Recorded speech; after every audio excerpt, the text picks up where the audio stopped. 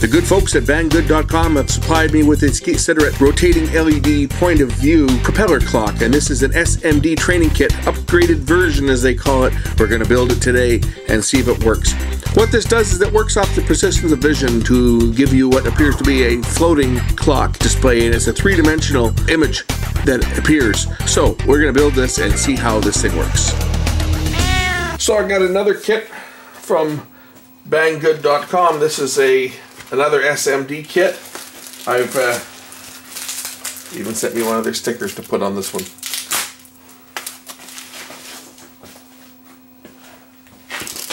This one here is a persistence of vision propeller clock.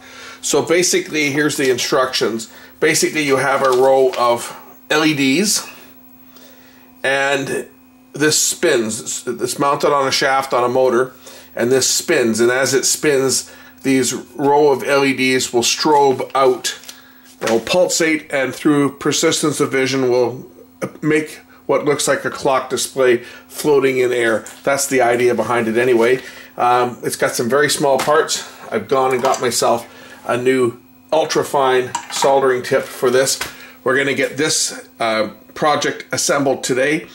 Like the last one, I think I'll probably mount the camera on this little tripod here. That way you guys can see my workstation as I'm working. You can see what I'm actually doing. So I'm going to get set up for this, and then we're going to build this unit today. So opening up the package,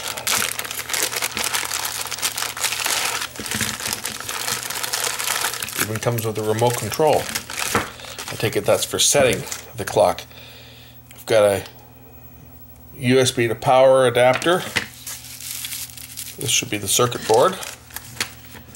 This would be part of the actual base that we mount parts on. Got a little coil of wire here, and a couple of bags full of components, and a strip of LEDs. So I'm going to look at the instructions here, and we're going to get this. We'll get the board open up here. This will be the circuit board.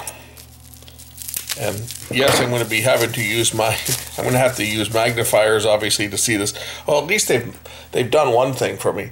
They've mounted the chip here. That one chip is mounted on it. Well, that'll make things a little easier. I saw the chip in there. I hadn't looked at the board. I thought, okay, we're gonna have to mount a flat pack, which isn't a problem because I've mounted these before. I mean, they're 0.5 millimeter spacing, but I have mounted these ICs before. When I used to repair cameras, I actually used to have to remove ICs that were much bigger than this. I had to remove ICs that had 100 pins on them, 25 per side, and replace them. And that was a task without a hot air station, I'll tell you. But this shouldn't be too bad.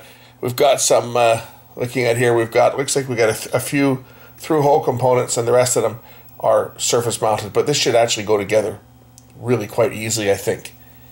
This is going to be a lot easier than the dot matrix clock that I did in the last video, which of course you guys have probably seen the repair video for this already, because I had a couple of cold solder connections on here.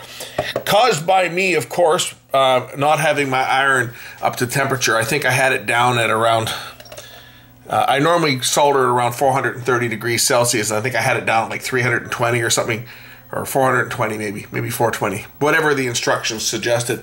It was cold, because I normally run my iron around, between 700 and 800 degrees, just to make sure that I do get a good connection. The instructions said keep the iron temperature cool because you'll damage the LEDs.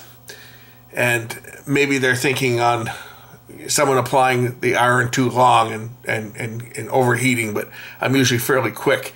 But anyway, I had a couple that didn't bond correctly, and I've now fixed it, so that one works perfect now. Let's get working on this one. I'm just going to read the instructions, and then we'll start mounting parts and see what we get with this. But this should be pretty cool. Looks like the motor is going to mount right underneath here. So this is going to spin, and here we go. It should look fairly nice when it's done. Maybe a little explanation on, I'll do some explaining on how this thing works as I'm putting it together. But basically, what you have on here is there'll be on the base, which has the motor mounted on it, there's going to be some type of LED, an infrared LED, And then on the part that rotates, there's going to be an infrared receiver, an infrared photo transistor, to receive those signals and to synchronize it so that it knows where it is as it's spinning. Because when it spins, every time it passes over top of the LED, it will pick up a pulse from it. So these are kind of cool. They work out similar to the other clocks I've got with the wand that spins back and forth and makes the time look like it's floating. Although this one should actually generate what looks like an analog clock, I believe, when it's done. And it can do messages because there's another circuit board here. If you see here, there's another little circuit board that sits up. So not only does it display the information from the LEDs that are facing you, but there's also another one up, so you get the three-dimensional effect on the edge. So if you look at it from an edge, you'll see a message floating around it as well. Should be pretty neat. So here's all the parts laid out. Get them all laid out on the bench here. Got the motor that spins it. Another little circuit board here. I think this is probably for the IR. This is going to be for the vertical element. So this is going to fit into here. That'll go in like that when it's done. That'll fit in there like that so that you've got vertical as well as what shows up on the front. This is a rotary transformer.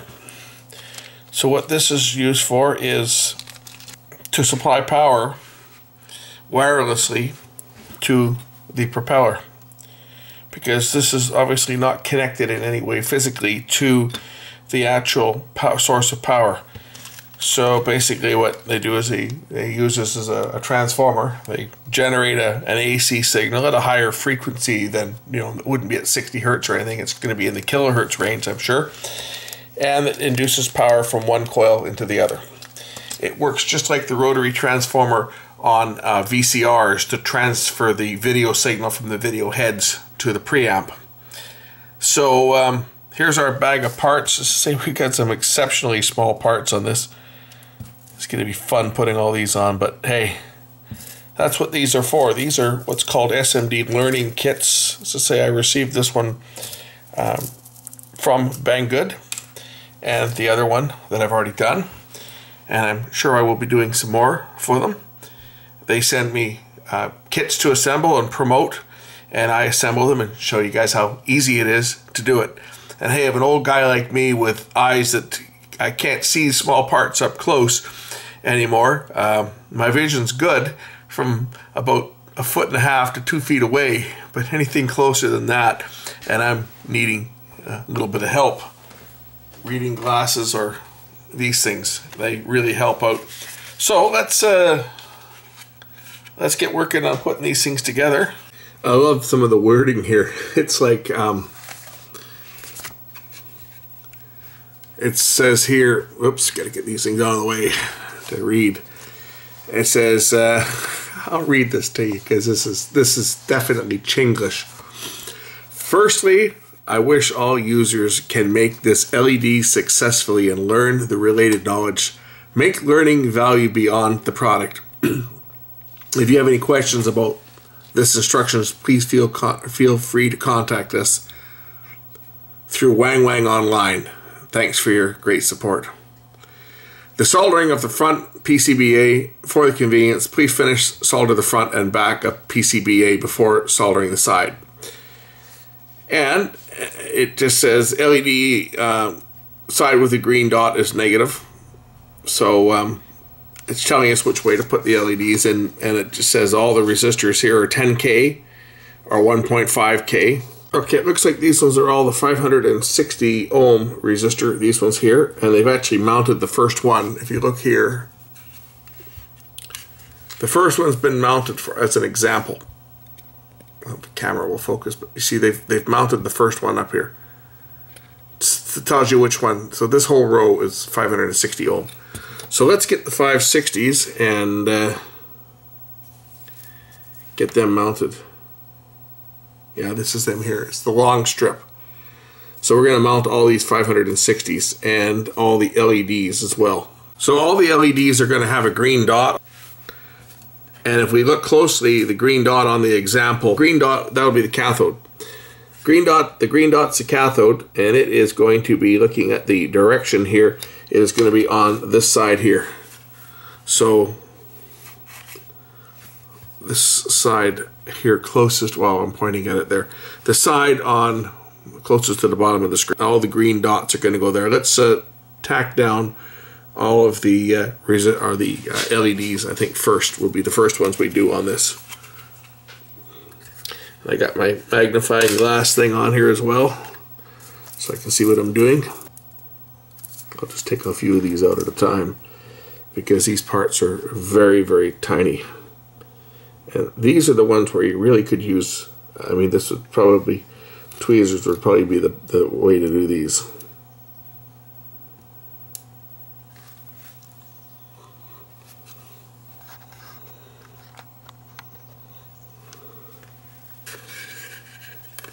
Gotta get my double magnifiers here so I can see what I'm doing.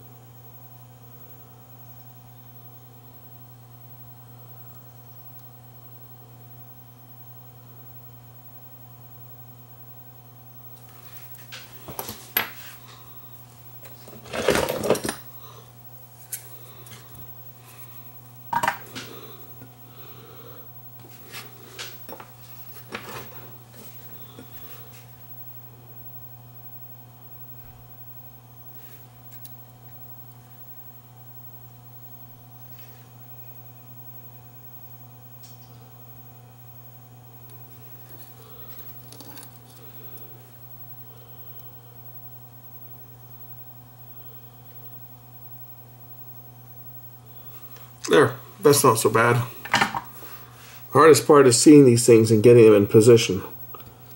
So get the next one in. We'll do all these LEDs first.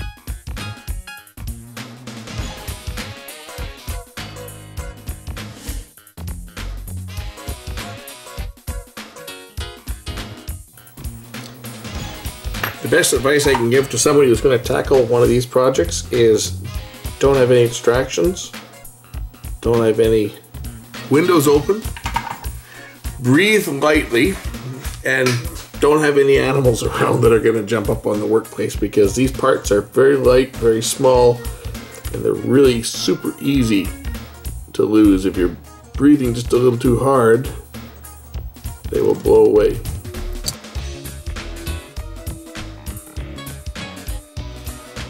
I find the easiest way I'm finding to mount these is to just heat up the solder pad and then push the end of the diode in, and it'll stick, and then go back and solder the other side. That's the easiest way I've found to mount these tiny little parts.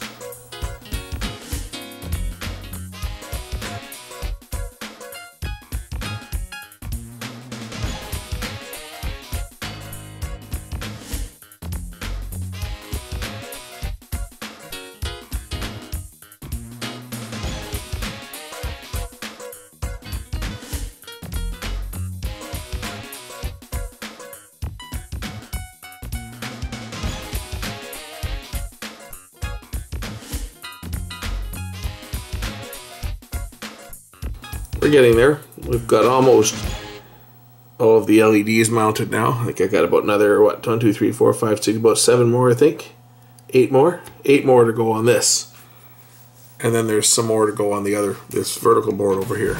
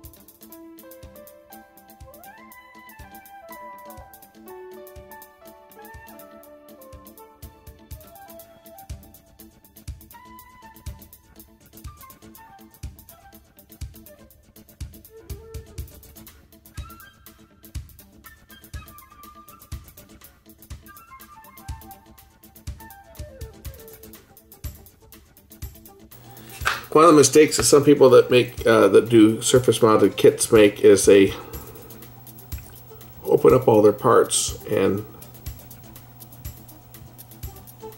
they'll open up the whole strip and they'll put them in little bins and stuff and then pick them out one at a time. And the problem doing that is that it's easy to drop parts. If you keep them in the carriers that they come in that would be used in automation, and just remove them 1 or 2 at a time, it makes it a lot easier to keep track of your inventory.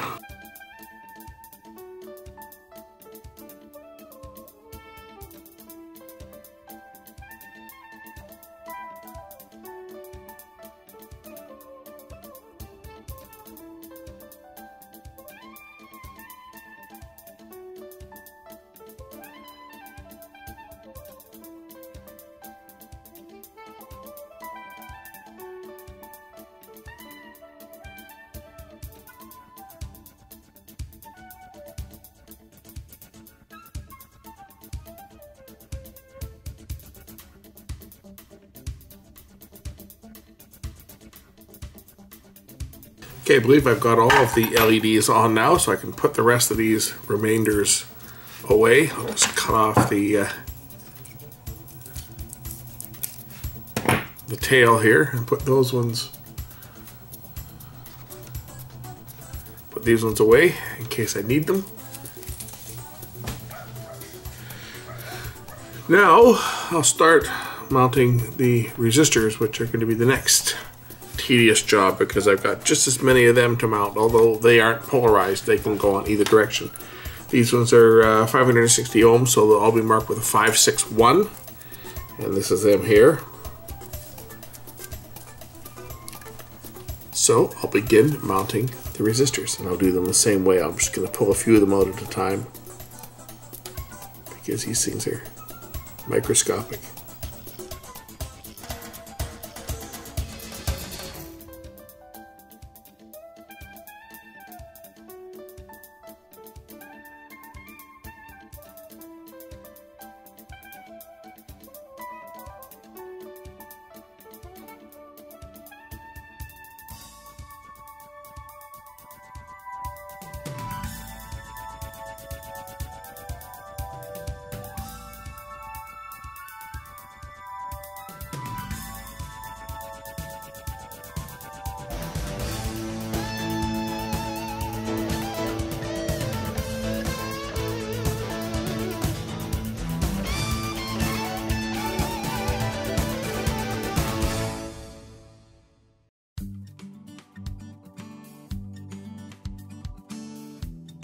Okay, I've now mounted all the remaining resistors onto this little board here.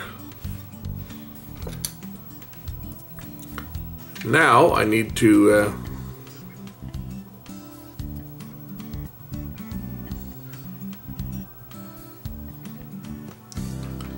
mount. Looks like I got a couple components that have to go well. There's more to go on this board here, so let's see what we've got next. Okay, back to page number 1. Okay, so it says here I've got a header that I've got to install on here. This header goes in here.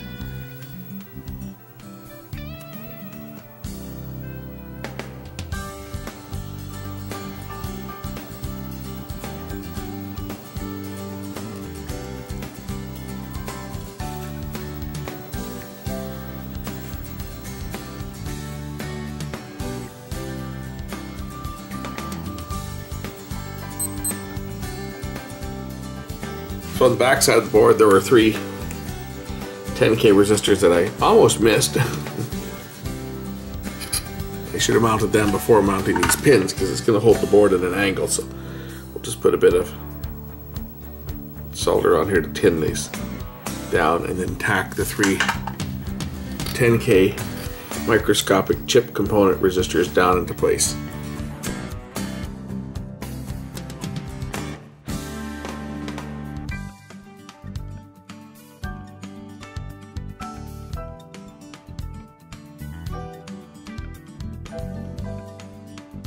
There we go, got the 3 10Ks mounted. The oscillator crystal goes in here too, it looks like. And the 3 10K, and I think this is where the infrared receiver goes. So we've got the crystal to mount down here too. The crystal mounts on, yeah, the crystal actually mounts on this side. It mounts over top of the, I think it's mounted so it's leaning over top of the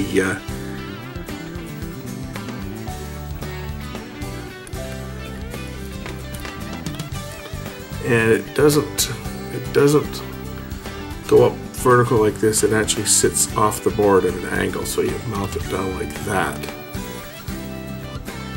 Solder it on the bottom side of the board.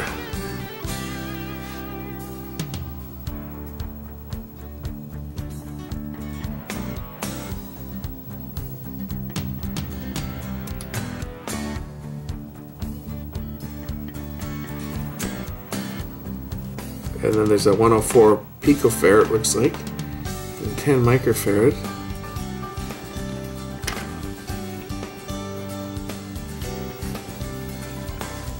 These are the 104 picofarads here. It's a little chip part, not polarized.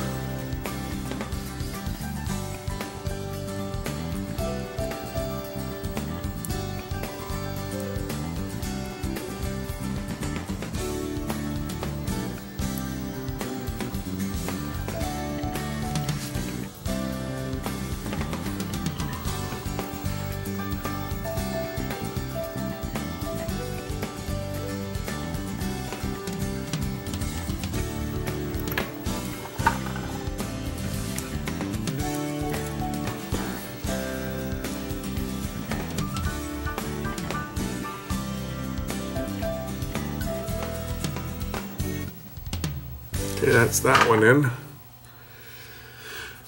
What's next? Looks like there's a couple 10K, 10K resistor here, and there's a 10 microfarad, or 10 microfarad? That looks like 10 microfarad. Where the heck are they? Is it them here? There's 20 picofarad.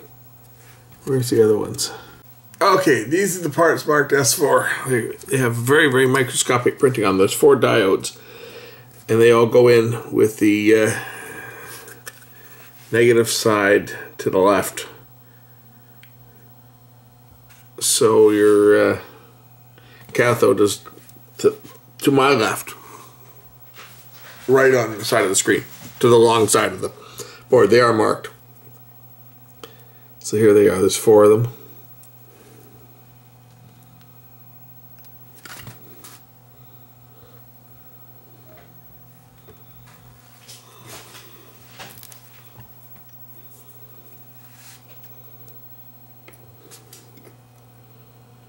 These are going to be the rectifiers for the probably for the inverter, the rotary transformer.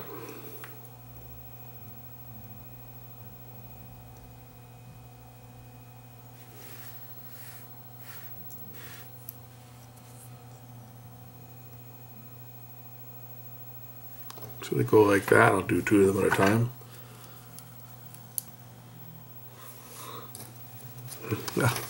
Of course, you bump the board and they move.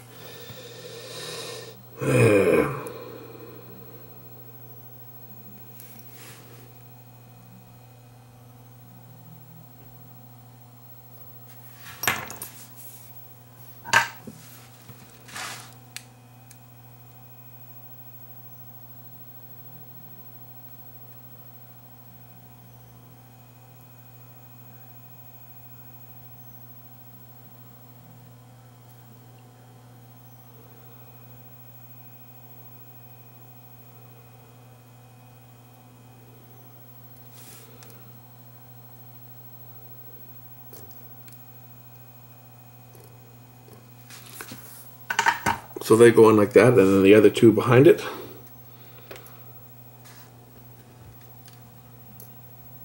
This L1, this is where the coil is, I think, going to go. It's going to attach to here.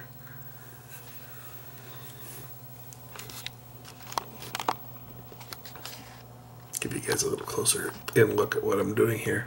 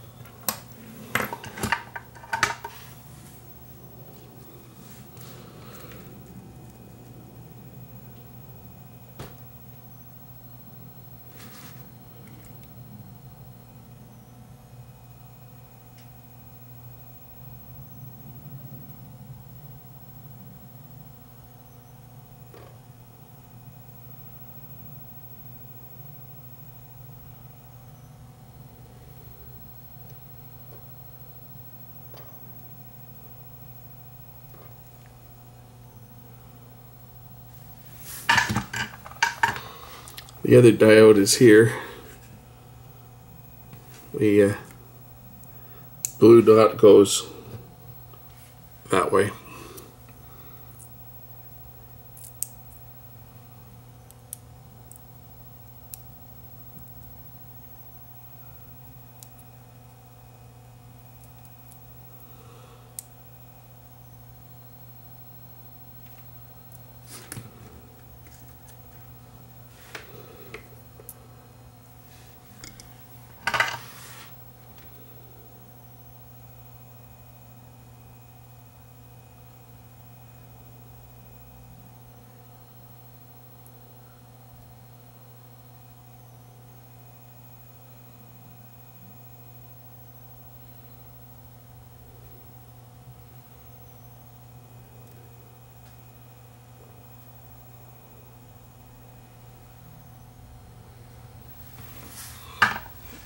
That's that one. Got a couple of 10 microfarad caps to go in, and these are not marked,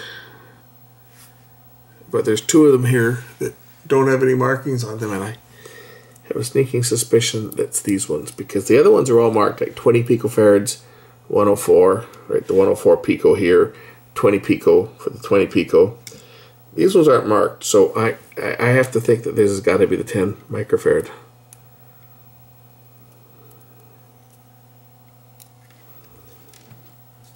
And they're quite big compared to the other ones. So, and these are not polarized either, so they can go in either direction, it doesn't matter.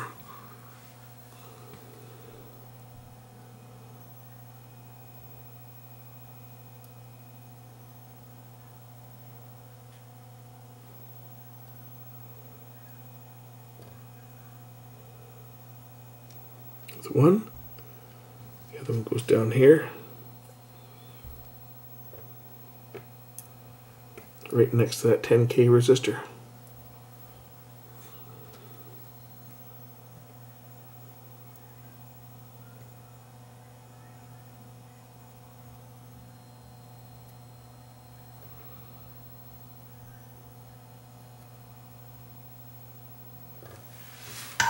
One more 10K resistor that goes in here, wherever I did with them. Is it here? Yep, 10K resistors. There's 2 more 10K resistors that go on this board. One there and one there.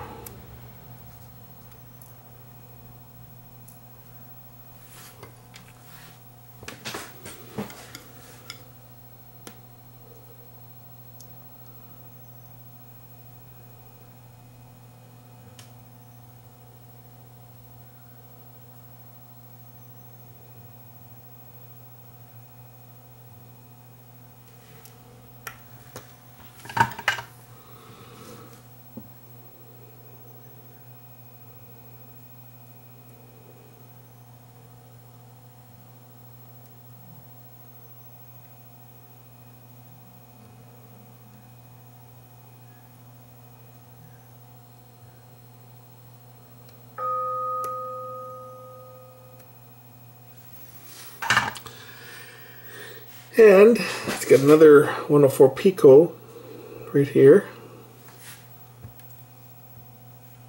Marked 104.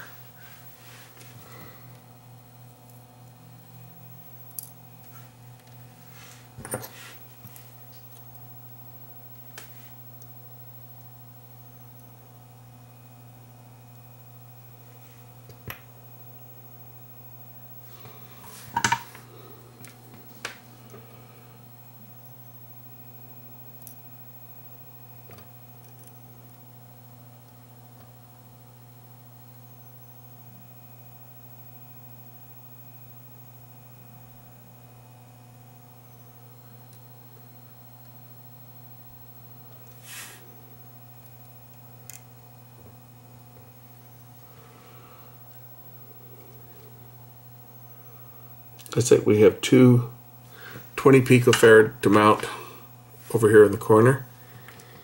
And we're getting down to the wire as far as mounting these chip components. I'm getting kind of happy because the other board's through hole. So this is the tough one, getting all these silly chip components on there. So small.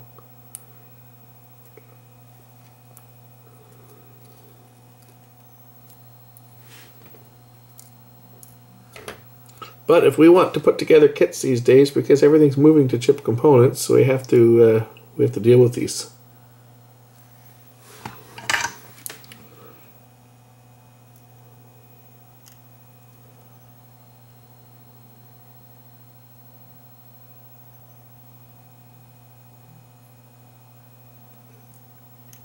And putting one of these together is certainly a good learning experience for dealing with these exceptionally small parts.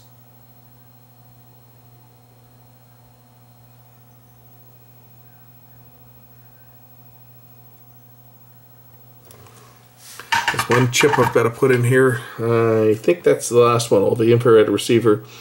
And there's an infrared diode, it looks like, as well. And then there's the battery. And that will complete the battery backup. That will complete the components on this board, I think. Or at least on the front side. I got to mount the crystal still on the back side. And then hook up that coil. But let's get the chip in place. Here's our IC. It only goes in one way, incidentally. There's a notch on it. There's a notch on the board right here on the front. And there's a little dimple on pin number 1. Mount the IC like that. And then tack it down. We'll just do one pin to get it going first of all. Hold it in place.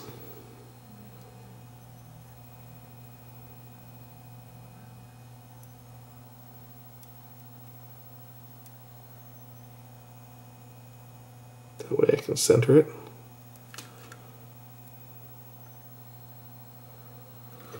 Make sure I'm happy with the placement, and then do the other pins.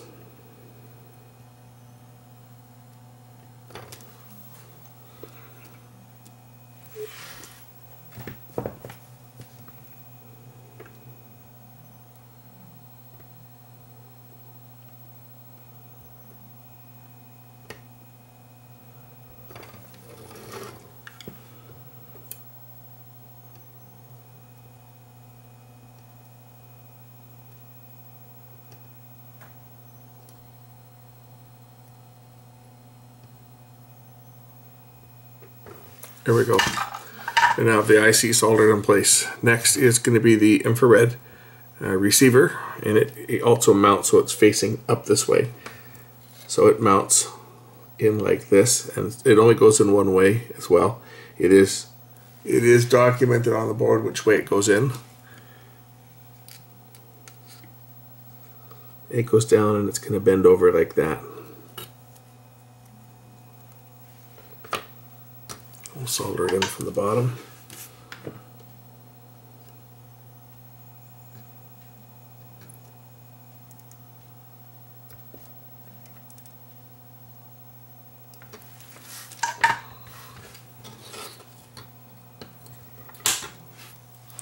This goes through from the bottom side of the board.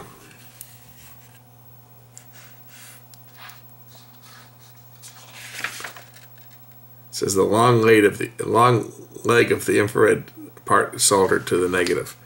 Duh. So it's listed here, the negative side is right there. So the long lead comes through from the back side of the board. And that's soldered up against there. The reason why is what this does is this sends a signal out back to the other part of the board.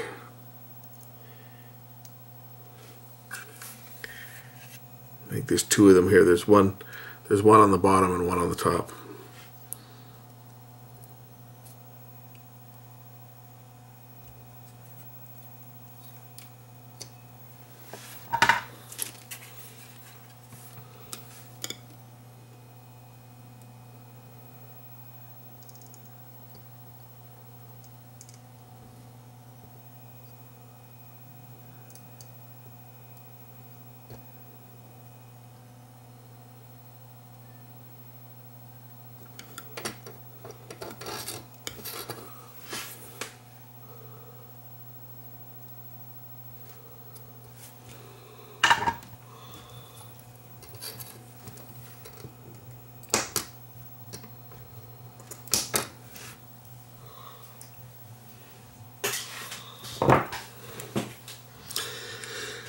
Okay, now I guess I can put that crystal back in place.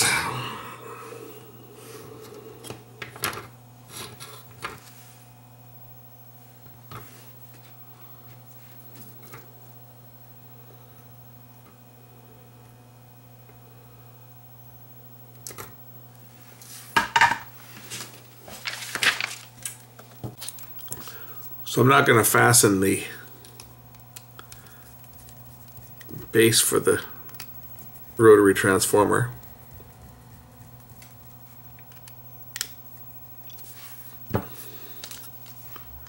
We're going to put that on with some adhesive and also the coil. We're going to glue the two of those together, and then I have to connect the coil up over here.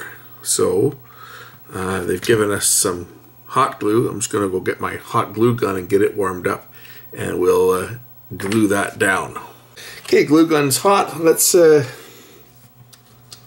glue the core.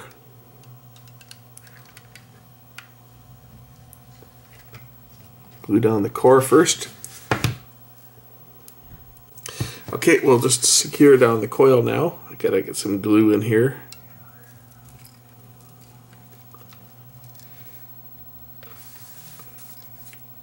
Get some glue around the inner portion of this core here. And we'll just push the coil down into it. It should secure it. At the same time, I'm going to also secure this little crystal with hot snot.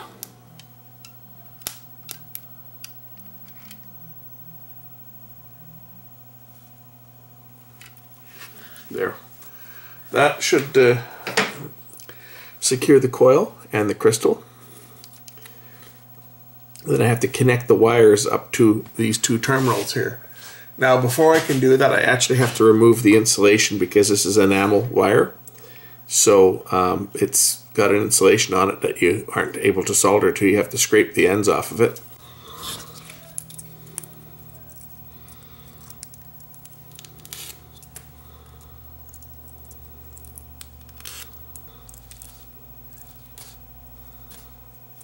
Okay, I'll tin the wire now.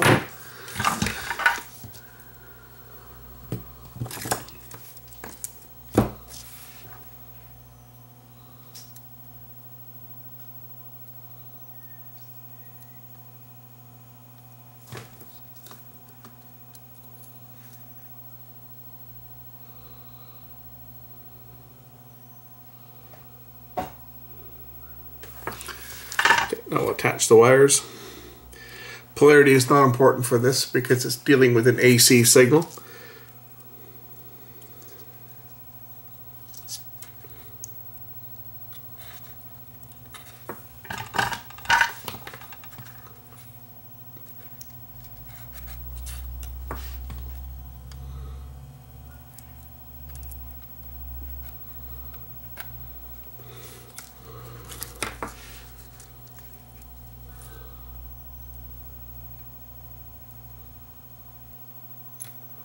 Okay, wires are soldered down there.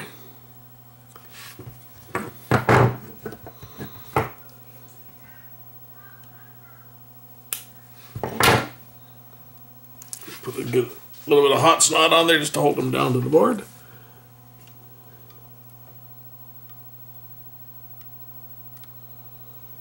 There we go.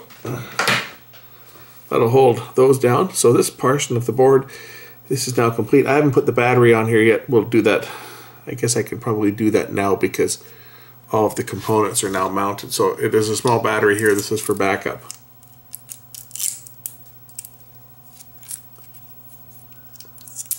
And of course the polarity is important on this, but it does tell you the polarity. The positive side of the battery is this top side here. And it goes to the positive terminal mounted on the board. So negative into here and positive onto this side. We'll make the battery flush. I'm going to bend the tabs over to hold it in place while I solder it down, because this is going to be spinning, so you got to make sure that it's firmly attached to the board. And this is just for the backup data. When you download stuff, this will maintain the time and stuff on the unit when it's not powered up. Okay, that part of the board is complete. Now let's move on to the next part of the construction, which is page 3, where we're going to prep the coil and prep the motor for the transformer. So here is the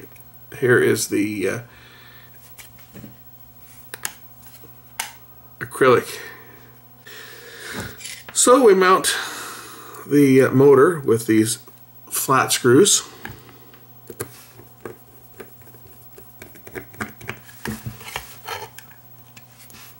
Might help if I use the right size of screwdriver too, I guess. That's a number 2.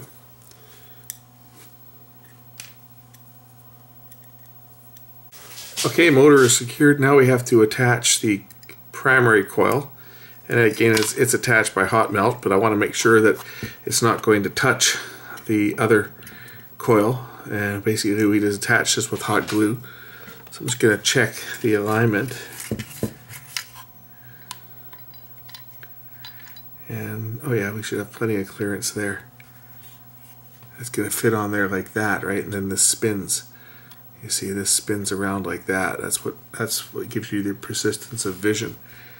So we're okay there. I'm just going to get some hot glue. We're going to center it on the screws here and tack it down and make sure that it doesn't touch, and then we can secure it completely.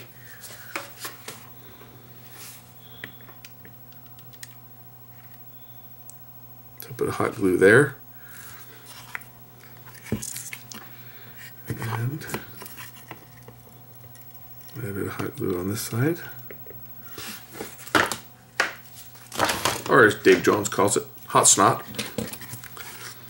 And then we'll put the coil on just to make sure that it doesn't touch, which it doesn't. We have, as you can see, we have plenty of clearance. Once this is pushed all the way down, how this works is the primary will have a voltage induced in the primary coil, which will produce a magnetic field, which will be coupled into the secondary using with the ferrite core operating as your transformer core. So that allows the unit to spin, and as it's spinning you'll induce your voltage from one coil to the other. That's what provides the power to power up the circuit. So now that I'm satisfied that it's in place, I can secure this down with a little more hot snot.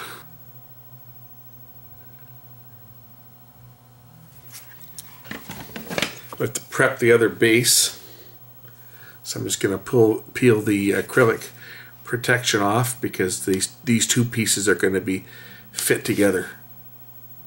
We're going to attach these standoffs with screws. I think these are the right screws. Maybe not. Should be 4 screws that will fit through here. I'm just looking to see if it shows me which ones. It sounds like they're plastic screws. Interesting. Okay, I guess it's these ones here that go through here, and these screw onto it like that. So there's 4 plastic screws. We'll mount our 4 support posts for the base.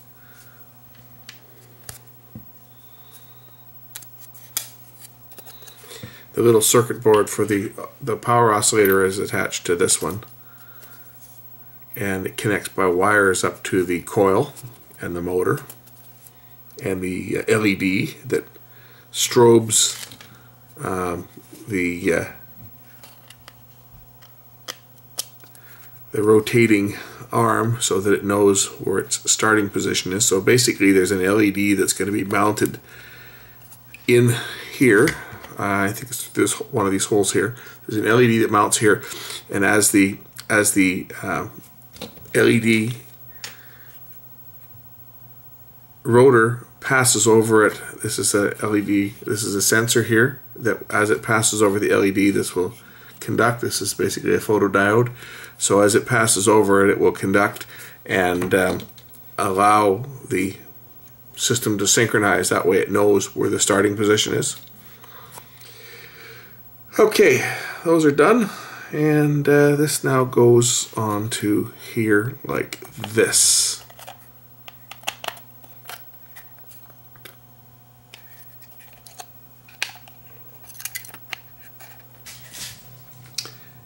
we'll get the other components mounted on here. So we start out with 8050. There should be a part marked 8050 on here.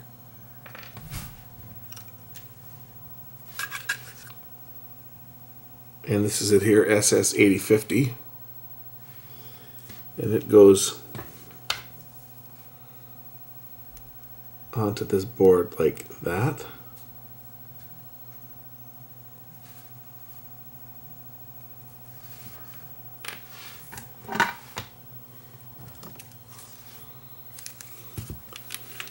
This stuff's all through hole, so this stuff's going to be easy. We'll have another 470 microfarad capacitor goes onto this one. Here it is here. And it goes right here. And this one shows that it's mounted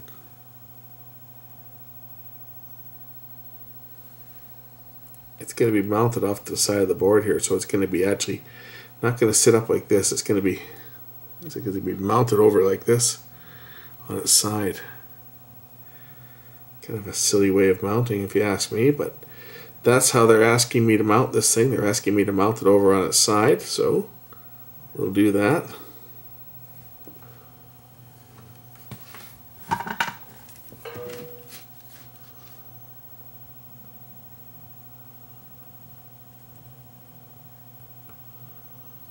And this one that says 148, it looks like there's going to be a short put on this one that's marked as 148. It's marked as 4148 here, and it was supposed to be a diode, but it looks like they've said just short circuit it. They're saying to put a jumper in place of this 4148 for whatever reason.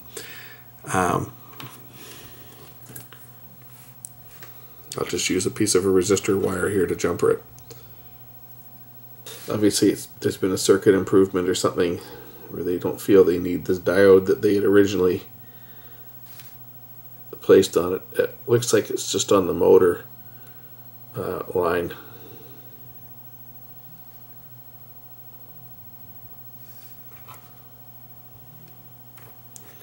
Perhaps there was concern of the motor feeding back voltage into the circuit when it was depowered and the motor was spinning down, because of course the motor will act as a generator. Maybe there was some initial concern that as the motor was spinning down it could cause a problem, but then they realized that it's going to slow down pretty quick, so it's not going to generate that much power, and what's it going to do? It's just going to put it into the oscillator and dump it back into the transformer, so that won't be an issue. Okay, next we prep the infrared LED. We're going to put some heat shrink tubing over here. I've got the positive lead to the orange wire. This is the reference that tells the system when it's passing over directly overhead to synchronize itself. Okay, we're going to connect the orange to the LED positive and the yellow to the LED negative. So I'm just going to split the wire here a bit and strip it back a bit.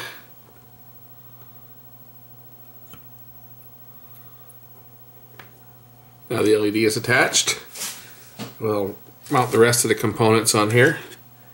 We have a 50K and a 470 ohm resistor to mount, so let's find those. I really hate these new resistors with the 5 bands on them. So this is 470 ohms, but its color code is yellow, violet, black, black, brown. So 4700. There's 3 of them that go in here, and there's 3 of them here. So here they are. Here are the 3 470 ohm.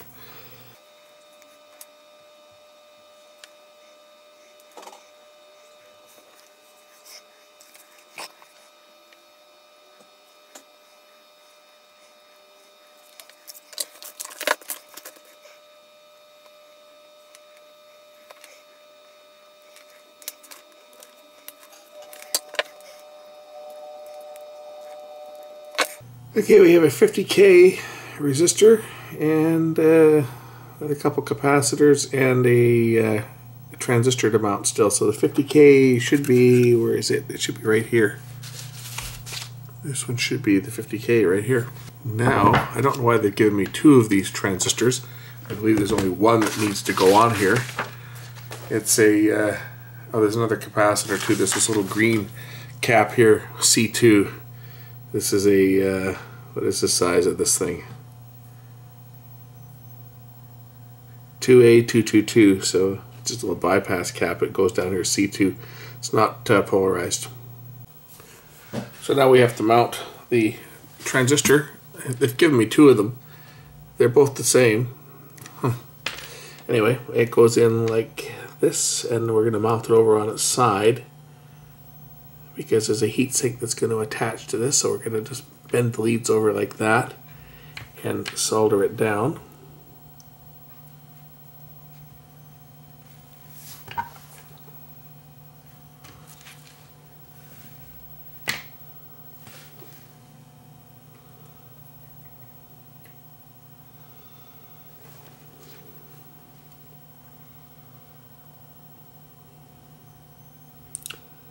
So this is the transistor that operates the transformer. It operates the induction coil for the rotary transformer. And there's a little heat sink here, and I don't know if I'm going to have to put heat sink compound on. It's probably not. I don't think it's going to generate that much heat. But we've got a heat sink here, and I got a screw to go through here and a nut.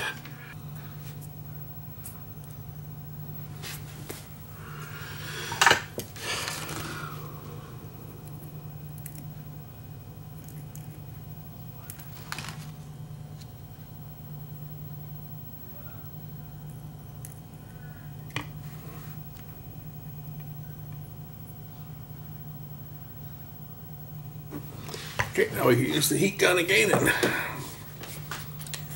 seal its fate.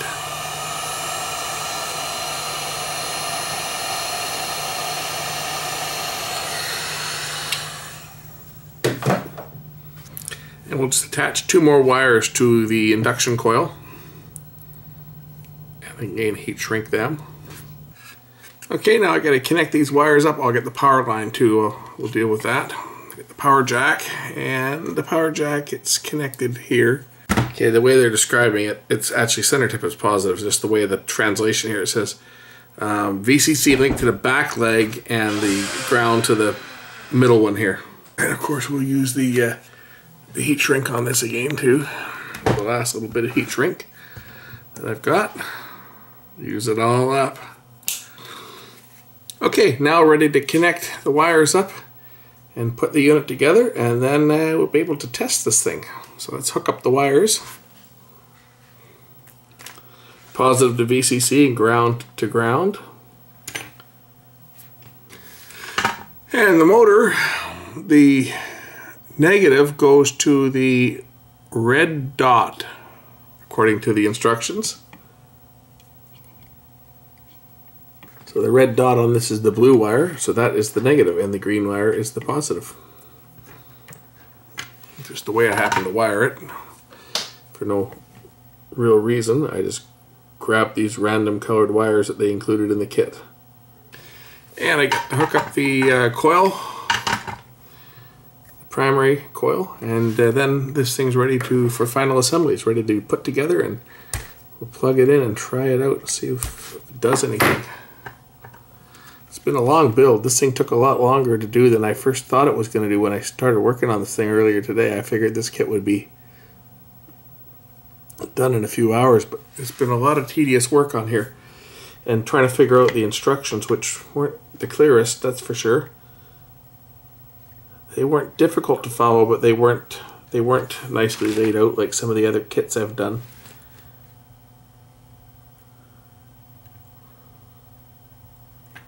Okay, this thing now should be ready to assemble into the base. We'll test it out, and then I guess we can mount the propeller. We'll put the nuts on here. Oh yeah, I have to put the LED. I have to feed the LED up through one of the holes. I believe it's this one. Okay.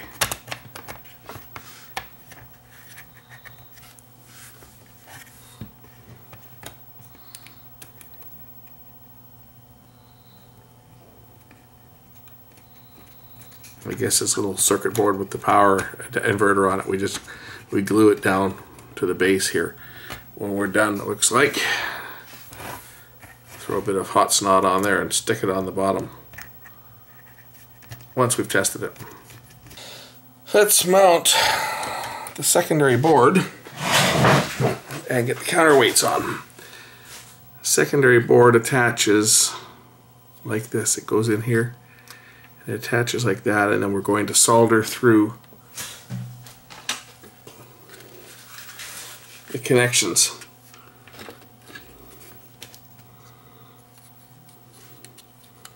So we're going to bridge these over.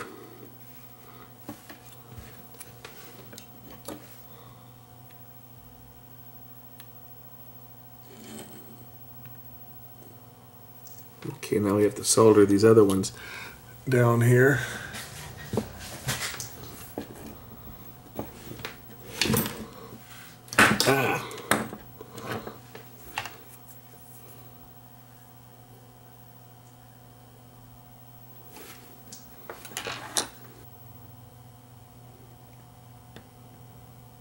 There, that's what I want. I'll do the same on this side.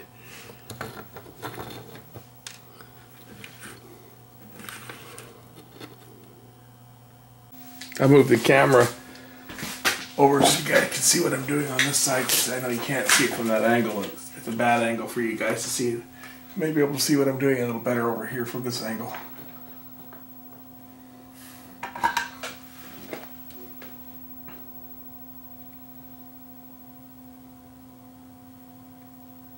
I'm just connecting the two boards together.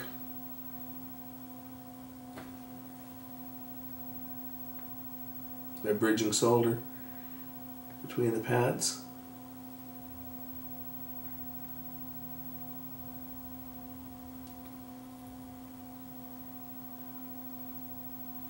This provides the signals to operate these LEDs on the front here.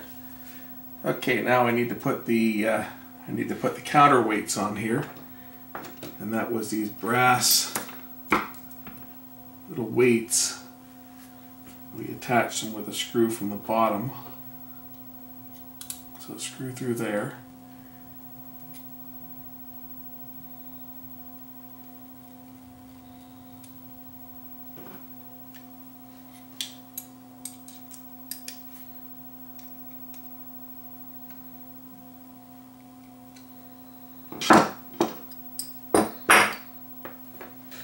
Okay, let's center this thing and put it in place and push it down and see whether this thing does anything when I plug it in. I think I'm ready for power now. Yeah, it doesn't seem to vibrate or anything. Let's plug in the power and see if it does anything.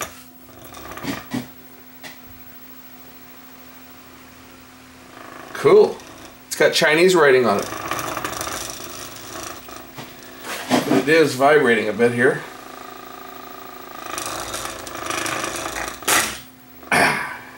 When you get your fingers in there, you're going to get hit too. Oh, cool. It's got the timer on the side here. Isn't that cool? Unfortunately, it's not balanced. So, let's see if we can get this thing a little better balanced than this. Otherwise, it's going to jump all around all over the desk. But hey, it's working. It's doing something. I just put an extra screw on the other side of the. You can see the lights still lit up as it was slowing down. That's the motor generating power. I just put another screw here on this side, add a little more weight. Now it's not bouncing around as much as it was before. It's almost perfect weight wise. Let's see what this remote control will do. Test. Will test do anything? Is there a battery in this thing first? Yep, there's a battery in here, so let's see if it'll turn it off.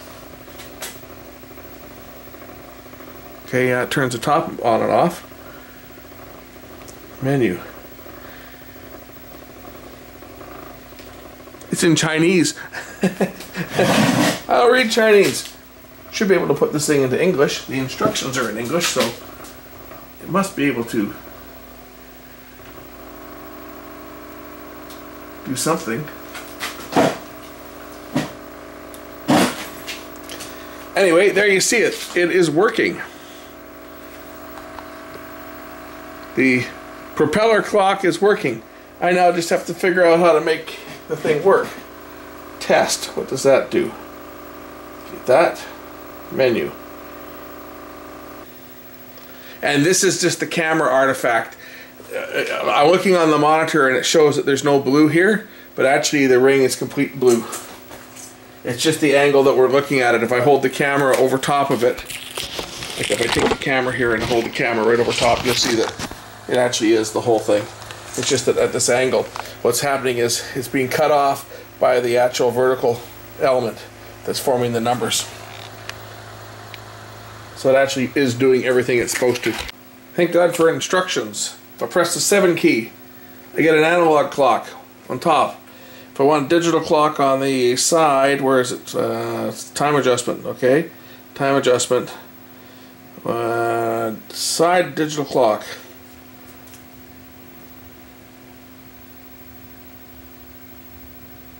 Flat analog clock, side text showing.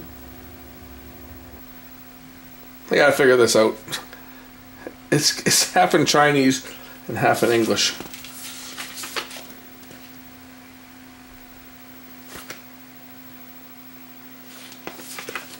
And you can download stuff to it through a USB port, but I need an adapter. I didn't buy the adapter to hook up to it, so all this stuff is kind of useless. But oh, yeah, there's the list. There's the parts list on another page.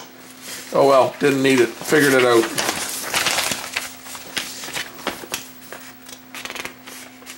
Yeah, would have been nice to have seen this. I figured out that the black one was a receiver and that the clear one was the LED transmitter, the infrared.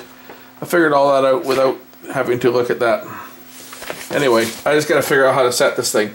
Figured I'd turn some lights out here. Now if I push the play button on here, this thing's supposed to go into time adjustment mode. Okay, I think I've got this thing figured out how to do this. I have to, when you first power it up, you press the play button, and it goes into hour setting mode. And then I can use the plus and the minus to set the hour. So there's the 22nd hour, and then I press the plus or the play button again, and now it's minutes. So I take it back to 06, and there's the seconds, and then it's the date, which is May, and today's date is the 14th.